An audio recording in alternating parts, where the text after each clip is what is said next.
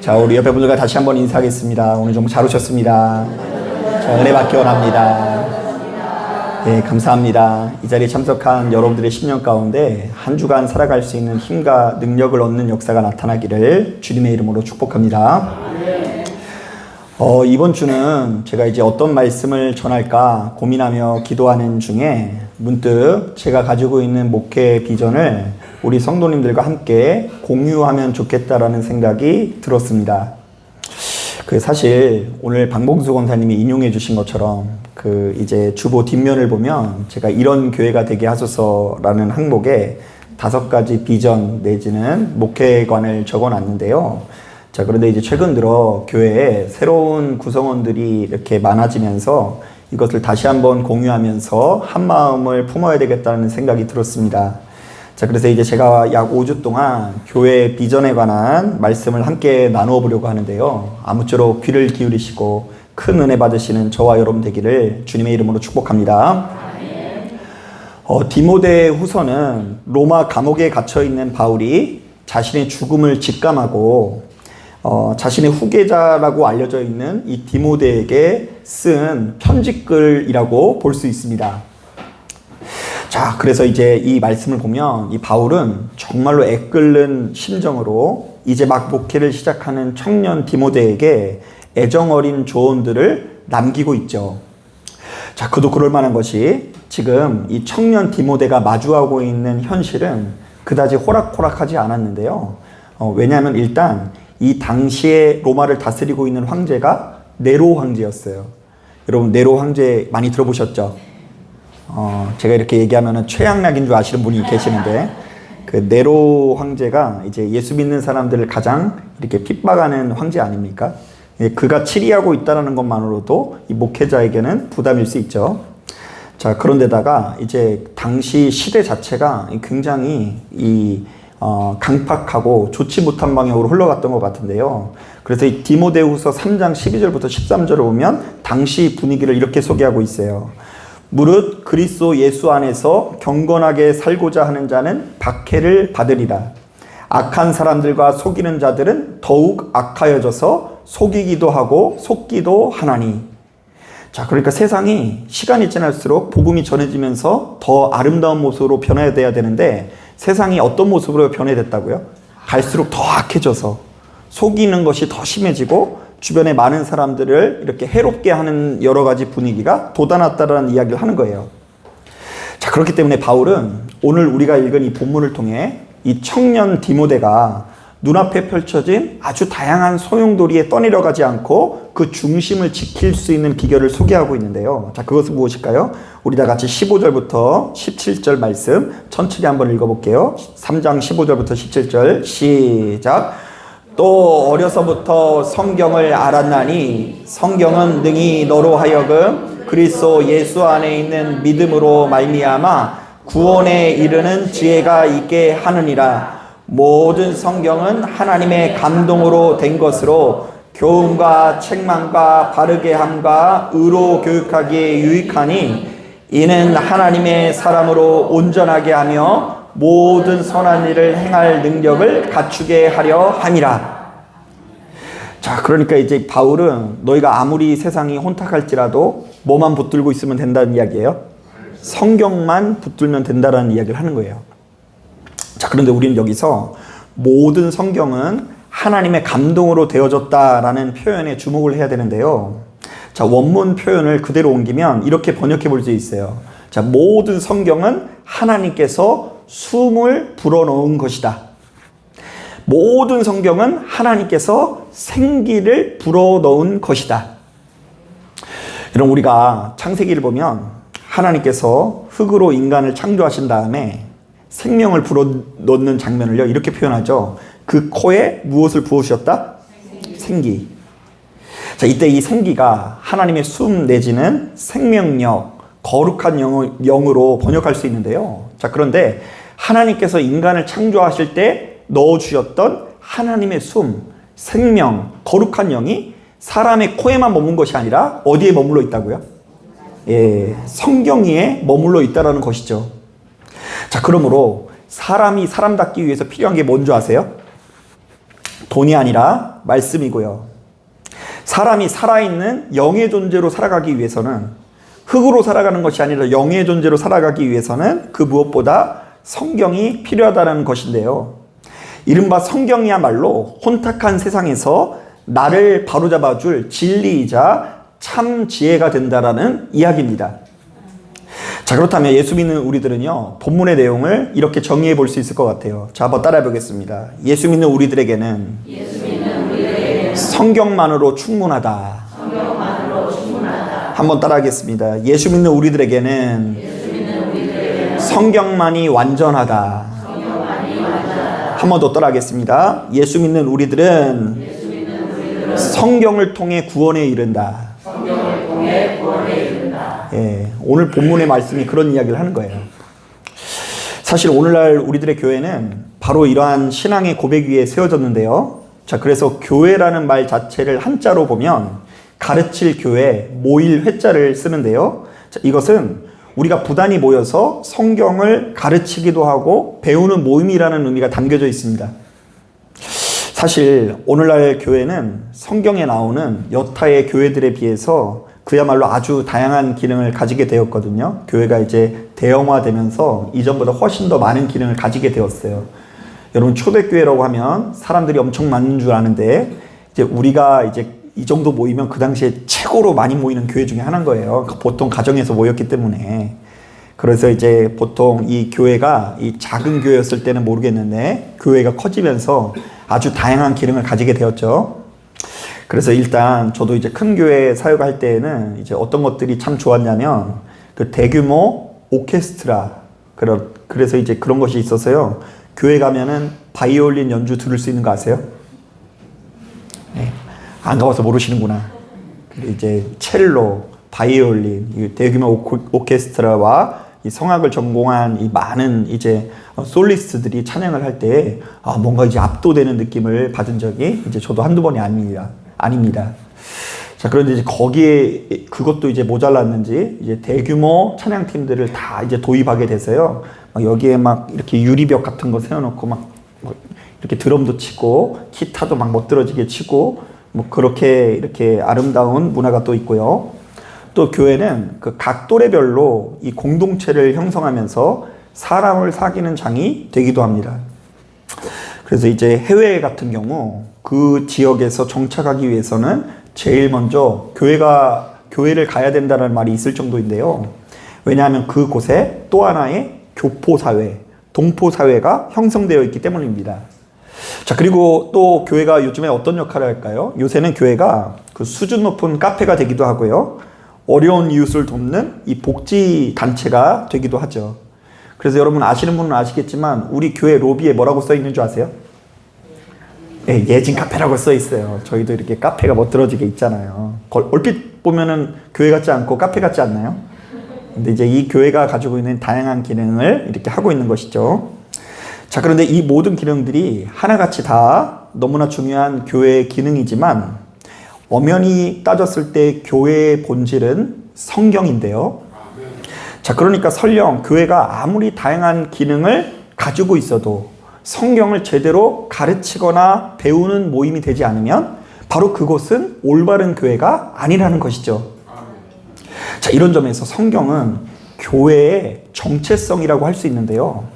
이른바 교회는 너무나 연약하고 불안정한 우리들이 성경을 통해서 진리를 배워나가기 위해서 이 자리에 오는 것이고요. 자, 그리고 그 진리를 붙들고 의지하는 가운데 참된 구원의 능력을 경험하기 위해서 이 자리에 나오는 것입니다. 사실 교회의 역사를 보면 오늘날의 이 교회는 종교 개혁을 통해서 태동하게 되었는데요. 당시 이 카톨릭 교회는 철저히 성령 중심의 교회라기보다는 사제 중심의 교회라고 할 수 있습니다. 자, 왜냐하면 일단 성경이 되게 비쌌어요. 성경이 오늘날로 따지면 약 15억 정도 했는데요. 여러분, 성경을 15억짜리라고 한다고 한다면 살 것 같아요? 못 살 것 같아요? 집은 사도 그건 못 살 것 같지 않나요? 네, 그래서 이제 대부분의 사람들이 이제 사제들도 다 가지고 있지는 않고 성경의 그 일부 그 일부를 이렇게 단행본처럼 가지고 다니다가 그걸 읽으면 그 말씀이 너무 귀하다고 해가지고 성도들이 자리에서 다 일어났대요. 그래서 우리는 이렇게 예배 드릴 때 앉아만 있는 게 참 행복한 일이에요. 그 말씀을 봉독하는 동안에는 이렇게 일어나야 했다고 하더라고요. 자, 그래서 이제 당시 카톨릭 교회는 철저히 성경 중심의 교회가 될 수가 없었고요. 구조적으로 사제 중심의 교회라고 할 수밖에 없었는데요. 왜냐하면 당시 이 많은 백성들이 이 사제에게는 특별한 능력이 있어서 그를 가까이 하는 것만으로도 복을 받는다라는 믿음이 자리 잡고 있었기 때문입니다. 그래서 이제 일반 성도들은 이제 나아가서 성만찬 예식을 할 때 그것이 이제 예수님의 피와 살이라기보다는 누구의 손에 있던 것이 나오는 거예요? 사제의 손에서 나오는 거니까 그 권능이 나에게 임한다라고 생각하는 경향이 조금은 있었고요. 심지어 사제 없이는 참된 예배를 드릴 수 없다라는 이 교리가 아직까지도 내려오고 있습니다. 자, 오늘날 우리들은 목사님 없이도 예배 드릴 수 있어요, 없어요? 있는데 그곳에서는 사제 없이는 예배가 아니라고 가르칩니다. 자, 그런데 바로 이런 상황 속에서 14세기에 유럽 사회가 흑사병으로 인해서 전체 인구의 3분의 1이 죽게 되자 큰 문제가 발생합니다.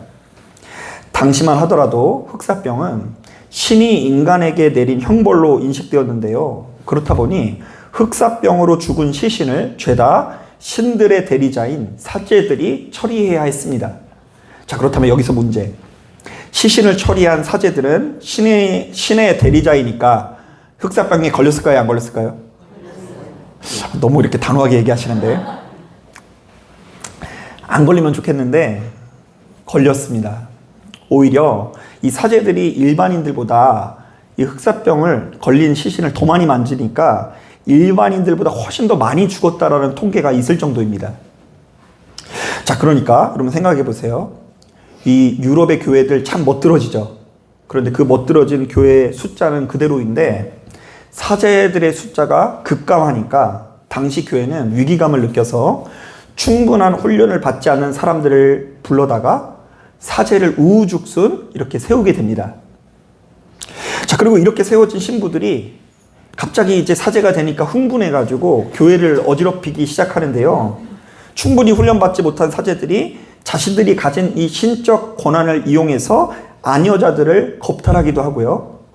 또한 이렇게 태어난 신부의 자녀들에게 막대한 교회의 자산을 물려주게 됩니다. 자, 그래서 당시의 지성인들 사이에서 바로 이렇게 타락한 사제들을 향한 저항 운동이 생겨나게 됐는데요.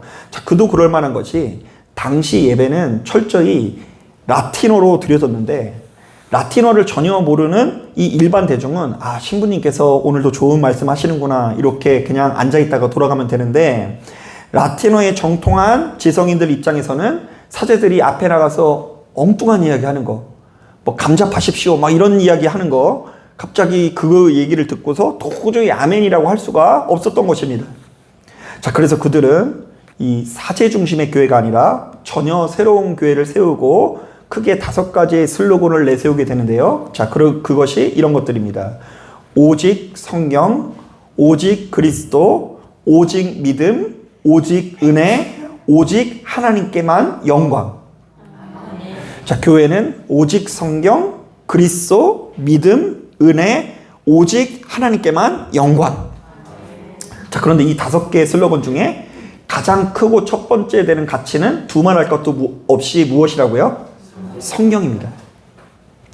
자, 그러니까 이전까지 교회는 오직 사제의 권위를 앞세웠으나 이제 우리들은 오직 성경의 권위를 가장 앞세우는 교회가 되어야 한다는 것입니다. 자, 이런 점에서 우리가 정립해야 되는 몇 가지 문제가 있는데요. 제가 예를 들어 볼게요. 자, 여러분, 성경은 목사보다 위대하다라는 것을 기억하십시오. 그래서 여러분, 목사님께 기도받는 게 중요해요? 아니면 성경을 읽는 게 중요해요? 그러니까 성경 좀 읽으세요. 성경 읽으세요. 목사님한테 기도만 받으려고 하지 말고. 그러면요, 여러분, 또 제가 여러분들에게 물어볼게요. 설교가 중요해요? 아니면 성경 몽독이 중요해요? 성경 몽독이 중요한 거예요. 성경 몽독은 오로지 뭐예요? 예, 근데 이번 시간에는 말씀이라고 안 하고 성경이라고 할게요. 성경 봉독은 오로지 성경에만 초점을 두고 있는 시간이잖아요. 그런데 이게 별로 중요하지 않다라는 것 자체가 기존 교회가 지금 원래 의도대로 흘러가지 않고 있다는 거예요. 성경은 설교보다 위대하고요. 이런 차원에서 가장 좋은 설교는 웃음이 많고 졸지 않게 하는 설교가 아니라 성경을 바르게 해석하는 설교입니다. 그래서 자꾸 이상한 그런 분위기에 중독이 되면 설교를 들을 수가 없어요. 성경 이야기 하면은 졸음이 온다니까요. 여러분, 그렇게 신앙생활하면 안 됩니다. 또한 성경은 그 어떤 계시보다 위대합니다. 여러분, 어제 꿈을 꾸었는데 그 꿈에서 숫자 6자리가 나왔어요. 그래요. 그대로 이렇게 딱 했더니 너 또 1등 당첨. 너무 감사하고 기쁜 일이죠. 자, 그런데 여러분, 그렇게 꾼 꿈이 더 중요해요? 아니면 성경이 더 중요해요? 그래도 한 번만 좀 나타났으면 좋긴 하겠는데, 설령 그런 역사가 나타날지라도 그거에 너무 의미 부여하면 안 돼요.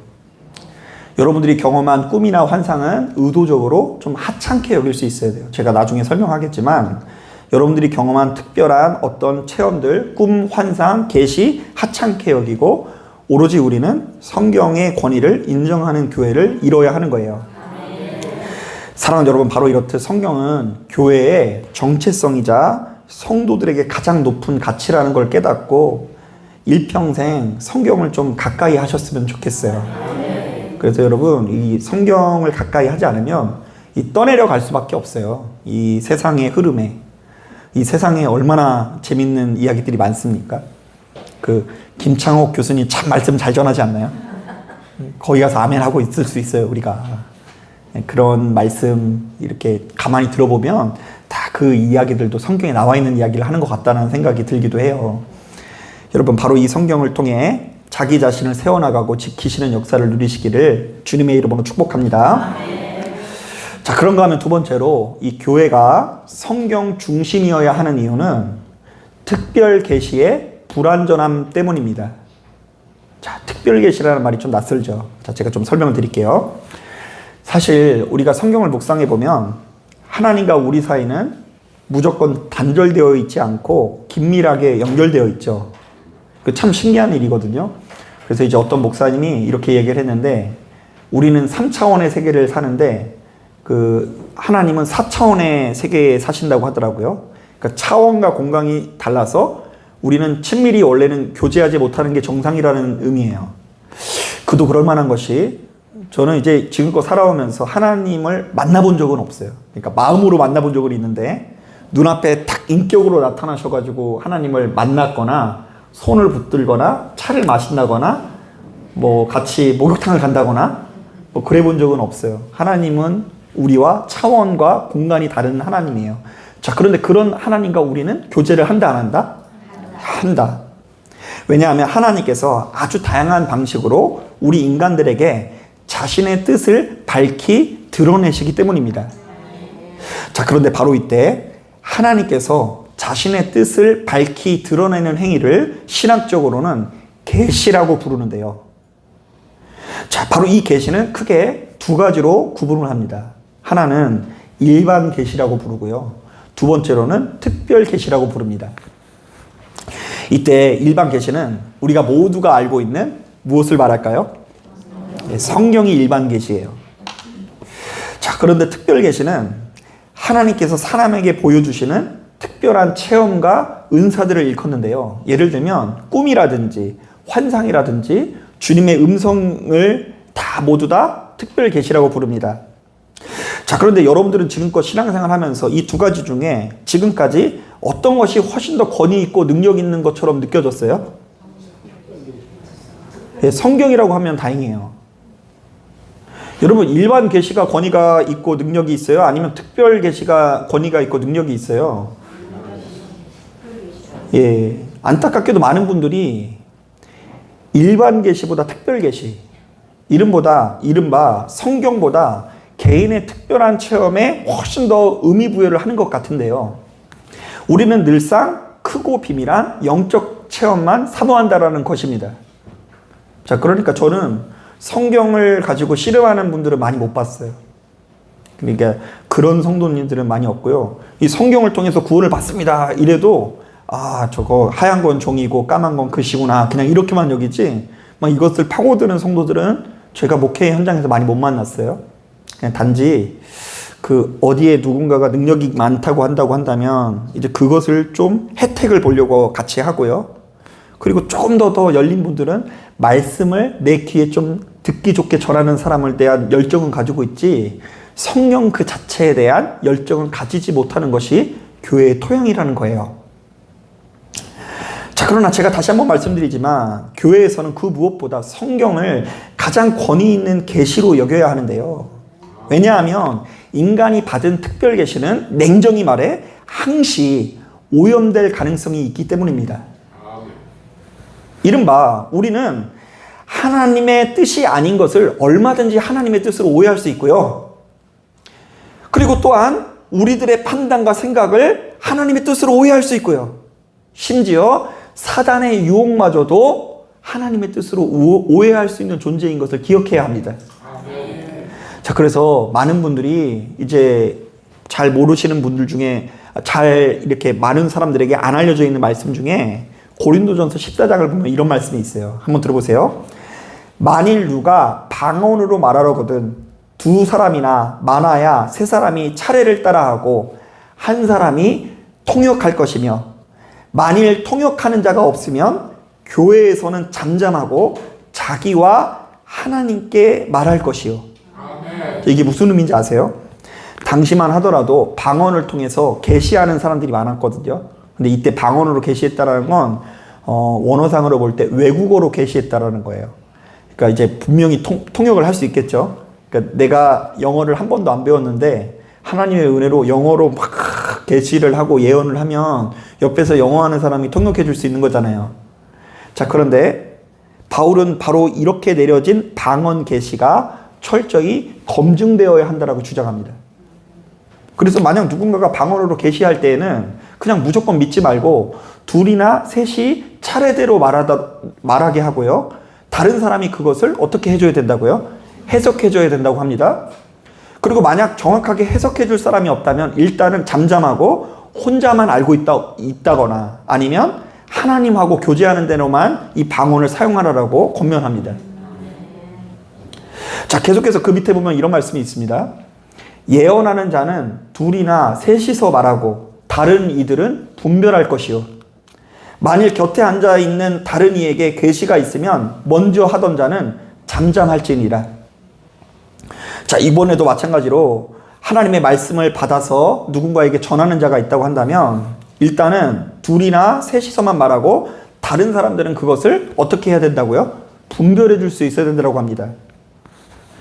자, 그리고는 다른 사람들이 어떠한 특별한 응답을 받으면 내가 받은 응답만 크게 여길 것이 아니라 다른 사람에게 자신의 마이크를 얼마든지 넘겨줄 수 있어야 된다는 조언도 담겨 있어요. 자, 그렇다면 고린도전서 14장의 내용을 이렇게 요약해 볼 수 있어요. 첫째, 너희는 기도하다가 어떤 응답을 받았다고 하더라도 그 응답으로 인해서 함부로 경거망동하지 말고 일단은 분별하기 위해서 노력하라. 자, 둘째, 너희가 하나님으로부터 어떤 응답을 받았다면 때로는 끓어오르는 에너지를 절제하면서 잠잠할 수도 있어야 한다. 사실 여러분 이것은 지극히 상식적인 조언인데요. 여러분 잘 들으세요. 누군가가 대단한 능력이 있어서 엄청난 계시를 받았다 칩시다. 미리 이미 그 사람은 다 알고 있었어요. 세상의 모든 흐름을 다 알고 있었어요. 그런데 그 계시가 하나님께서 주신 계시인지를 어떻게 압니까? 계시받은 사람이 그리스도가 아닌데 그 계시가 어떻게 오염되지 말라는 법이 있냐고요. 어떻게 거기에 우리의 인생을 걸 수 있겠어요? 어떻게 그것을 가지고 우리의 모든 것을 올인할 수 있냐는 거예요. 그 사람이 뭘 하던 사람인 줄 알고 쫓아가서. 자, 또한 여러분들이 기도하는 중에 꿈과 환상을 보았다 칩시다. 그런데 그것이 진짜 하나님께서 주신 계시인지를 어떻게 아냐고요. 가만히 보면은 뭐 하나님의 계시를 봐서 누군가는 막 글씨를 쓴다고 하는데 제가 봤을 때는 그냥 먹이고 그냥 낙서 같은데 하나님께서 말하노니 막 이러면서 막 해석을 하고 있더라고요. 그걸 어떻게 믿냐고요. 계시를 믿는 게 아니라 예언해주는 사람을 하나님처럼 여기고 있는 거 아닙니까? 그게 음란한 믿음이고 그것이 하나님의 뜻을 발견하는 데 방해하는 가장 위험한 장치가 되는 거예요. 그래서 손에 나오는 광채를 보는 게 아니라 우리는 그 광채의 주인 되시는 하나님의 말씀에 주목할 수 있어야 되는 거예요.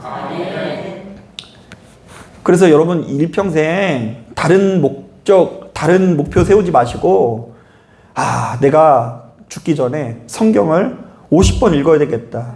100번 읽어야 되겠다. 이런 좀 마음을 가지셨으면 좋겠어요. 실제로 그렇게 읽고 묵상하는 가운데 인생이 변했다라고 말하는 분들이 얼마나 많은지 몰라요.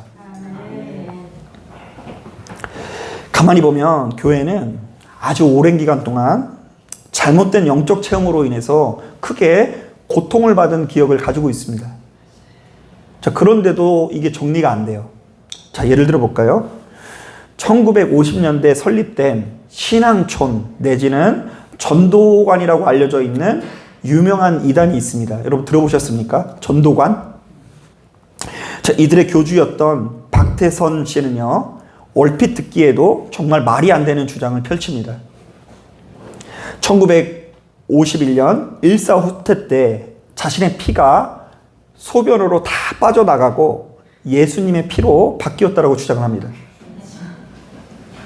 그래서 이때부터 박태선 씨가 구세주가 되어 각종 진기한 기적과 치유의 역사를 나타냈다라고 주장을 하더라고요. 자, 게다가 막 이상한 얘기를 많이 하는데요. 창세기에 나오는 선악과가 사실은 복숭아라고 주장을 하면서 그냥 돈이 생기는 대로 복숭아 밭을 사가지고 다 나무를 베어버리는 거예요. 그 선악과가 인간을 타락하게 하듯이 복숭아가 인간을 타락하게 한다고. 자, 그리고 본인을 계시록에 나오는 백마탄자라고 해서 그 실제로 시청 앞에서 백마를 타고 퍼포먼스를 벌이다가 이게 세상에 웬일이에요? 차에다가 쳐가지고 그 퍼포먼스를 벌이는 와중에 차가 쳐왔어요. 교통사고를 당했어요. 그래가지고 세상 사람들의 비웃음을 당하기도 했습니다. 구세주가 교통사고를 당하다. 자, 그리고 이제 나중에는 이 상태가 심각해져서 자신이 직접 세상을 만들었고 세상에서 가장 악한 마귀가 예수라고 주장을 하기도 합니다. 자, 그런데 이렇게 말도 안 되는 주장을 하는데도 교인들이 100만 명 정도로 부흥을 했어요. 교인이 100만 명이에요, 100만 명. 그 박태선 씨가 집회하는 장소에 못해도 10만 명씩은 모였어요. 그래서 이제 그 호기심을 느낀 이제 그 기자들이 가가지고 왜 도대체 이분을 따르는 거냐고 물어보니까 뭐 크게 이유를 두 가지를 대는데요. 일단 다른 교회에서 경험할 수 없는 엄청난 영적인 체험을 그곳에 가면 할 수 있다라는 거예요.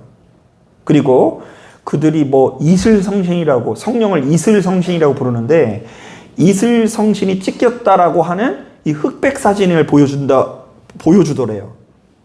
제가 보았을 때는 그냥 이게 조작된 사진 같은데 그 집회할 때 그 박태선 장로 뒤에 그 하얀 빛이 임한 그 흑백 사진을 보면서 여보라고 증거가 분명하다라고 이야기하면서 이분은 메시아가 분명하다라고 주장을 하더랍니다. 이들이 정말 신앙생활을 제대로 분별을 했다면 이렇게 참담한 일이 일어나지 않을 텐데 참 안타까운 일이 아닐 수 없습니다. 자, 하나만 더 해볼까요? 비교적 최근에는 그 10개 석국총회라는 사이비 단체가 크게 화제가 되었습니다. 이름도 어렵죠? 10개 석국총회.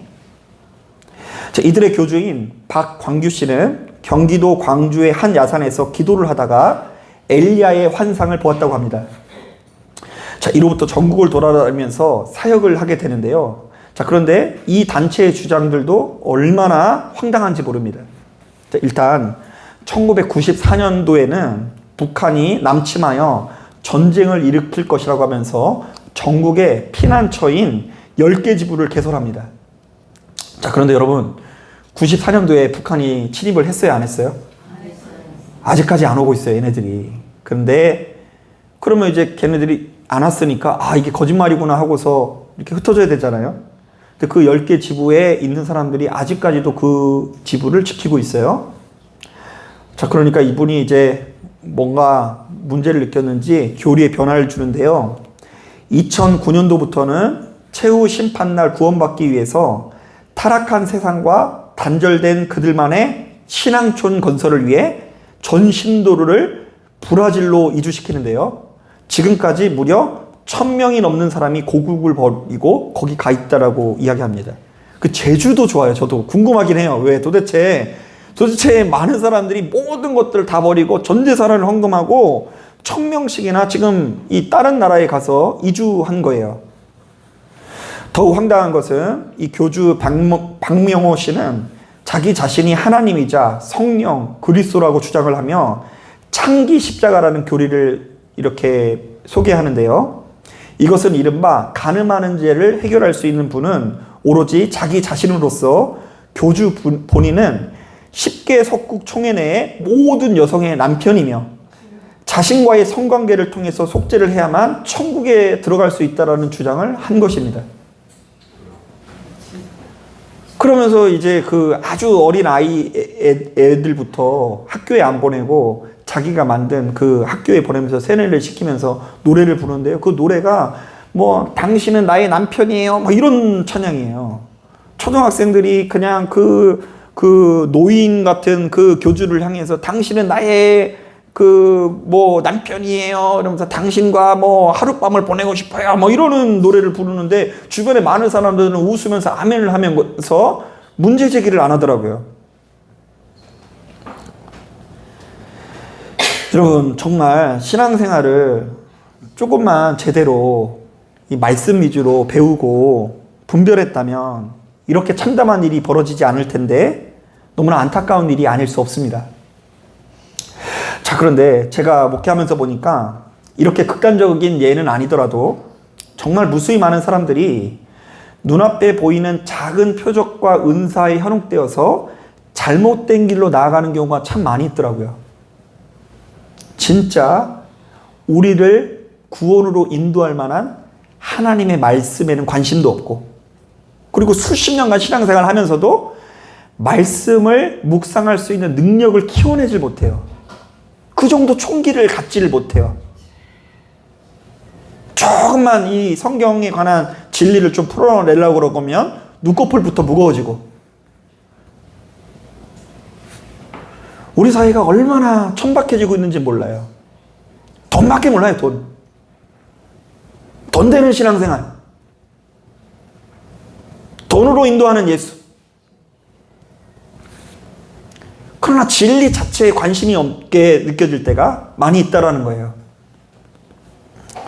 그렇기 때문에 사도 바울은 오늘 우리가 읽은 본문을 통해서 오늘 이 시대를 살아가는 우리들에게 이렇게 경고합니다.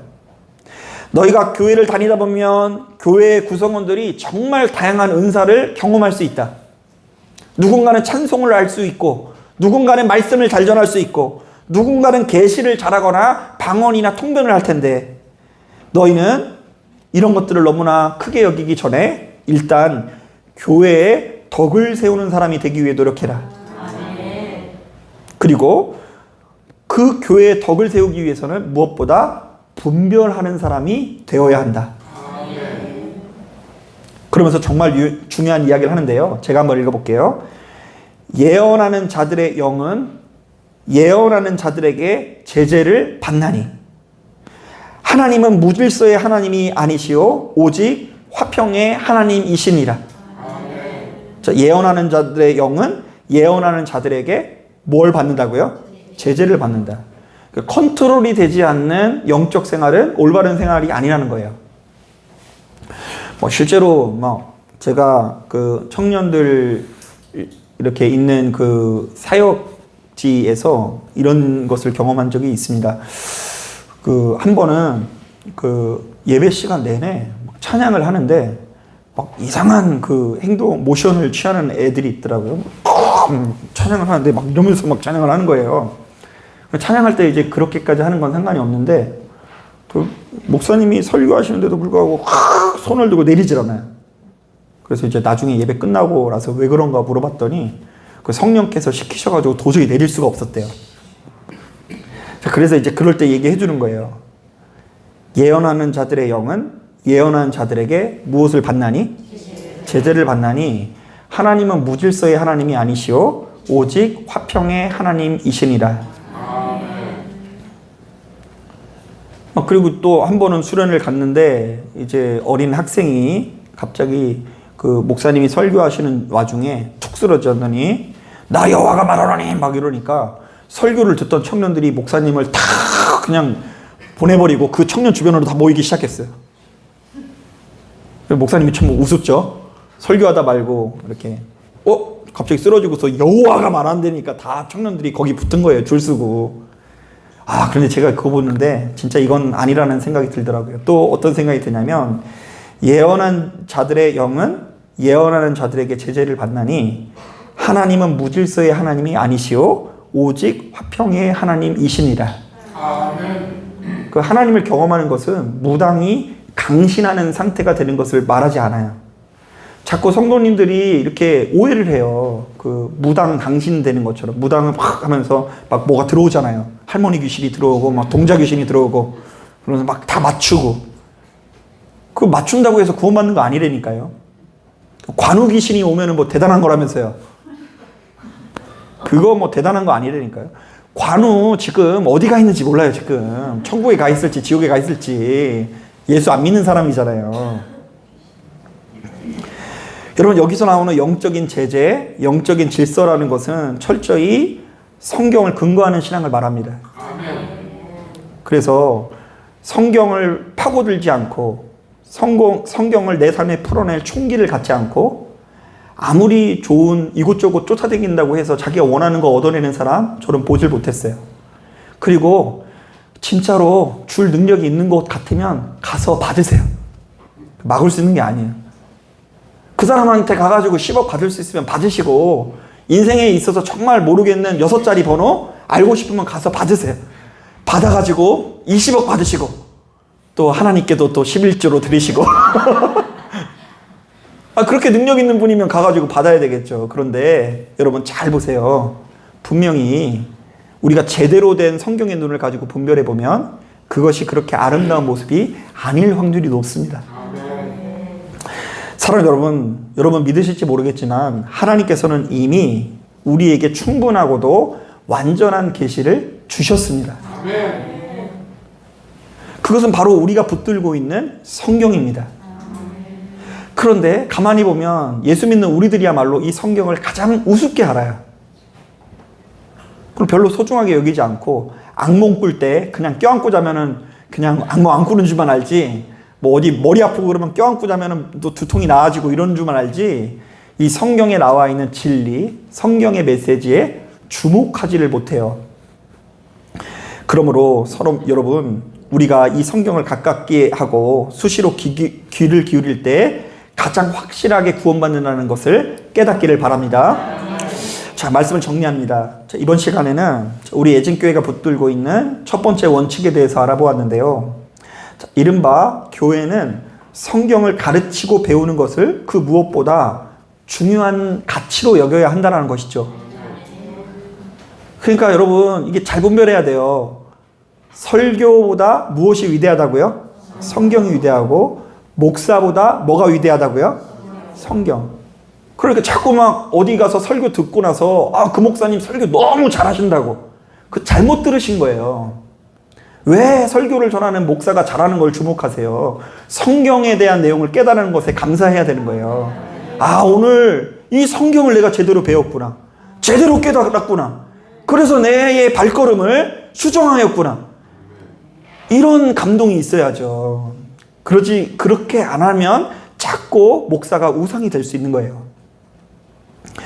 여러분, 제가 여러분들에게 이런 비전을 제시하는 이유는 명확한데요. 우리 한번 따라해 보겠습니다. 예수 믿는 우리들에게는 성경만으로 충분하다. 한 번 더 따라하겠습니다. 예수 믿는 우리들에게는 성경만이 완전하다. 한 번 더 따라하겠습니다. 예수 믿는 우리들은 성경을 통해 구원에 이른다. 자, 사랑하는 여러분, 우리 예진교회에서 그리고 우리 예진교회를 통해 일평생 성경을 가까이 하면서 이전에 깨닫지 못하는 것을 깨닫고 자기 죄된 기질을 물리치시고 참된 구원을 이루어 가시는 저와 여러분들 되기를 주님의 이름으로 축복합니다. 아멘. 자, 기도하겠습니다.